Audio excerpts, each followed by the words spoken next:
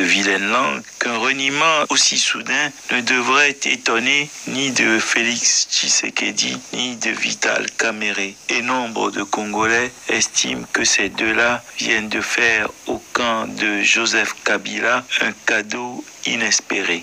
Ils se seraient engagés à mettre fin à leur carrière politique et admettraient même d'être soumis à l'opprobre de la nation s'ils venaient à ne pas respecter leur engagement. L'opprobre du continent tout entier s'est abattu sur eux à la minute même où ils ont renié leur signature. Mais pour être capable de cela, il faut déjà être peu sensible soi-même au déshonneur. Avec de tels opposants, l'on ne devrait plus s'étonner que Mobutu Sese Seko ait pu tenir ce peuple en joue pendant 31 ans, 5 mois et 22 jours, Wikipédia dixit. Tshisekedi et Kamerhe semblaient se plaindre des 21 ans des Kabila, père et fils, mais ils viennent peut-être d'offrir à Joseph Kabila une dizaine d'années de règne par procuration en attendant de revenir en personne pour 10 autres années. Et qui sait, tant qu'il y aura des Tshisekedi et des Kamerhe dans l'opposition, Joseph Kabila pourra toujours espérer perpétuer l'exercice et même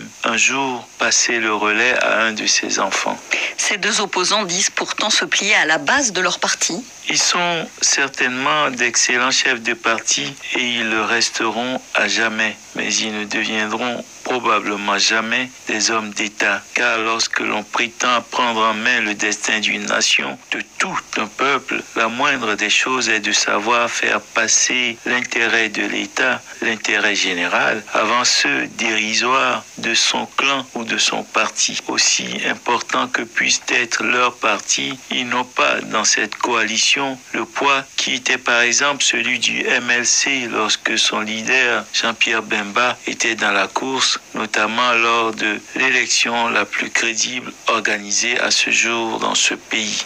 De là à prédire une perpétuation du règne des Kabila, n'est-on pas un peu, Jean-Baptiste, dans l'excès? La cruauté de l'histoire fait que l'on peut déterrer votre passé et vous le mettre sous le nez. Avec tout le respect dû à un mort célèbre, l'on ne peut tout de même pas oublier que Étienne Tshisekedi, le père de Félix, a passé le meilleur de ses années à subir de la part de Mobutu Sese Seko humiliation et vexation, comme s'il donnait à Mobutu le bâton pour se faire humilier. À l'issue de la conférence nationale, certains s'en souviendront, Étienne Tshisekedi avait été désigné comme Premier ministre, mais ses propres maladresses le fragiliseront, le livrant à l'habileté manœuvrière de Mobutu qui le démettra sans cesse, notamment en février 1993, sans que le peuple congolais ne se soulève. Et lorsque Mobutu, affaibli par la maladie, était devenu politiquement prenable, et alors même que Laurent Désiré Kabila et ses alliés fondaient littéralement sur le pays, Tshisekedi avait préféré s'allier à Mobutu. Ce dernier-là fait Premier ministre pour la énième fois, et pour la énième fois, il était sans aucun pouvoir avant de s'évanouir dans la nature lorsque Laurent Désiré Kabila, porté par les Rwandais, prendra Kinshasa. Merci Jean-Baptiste Placade.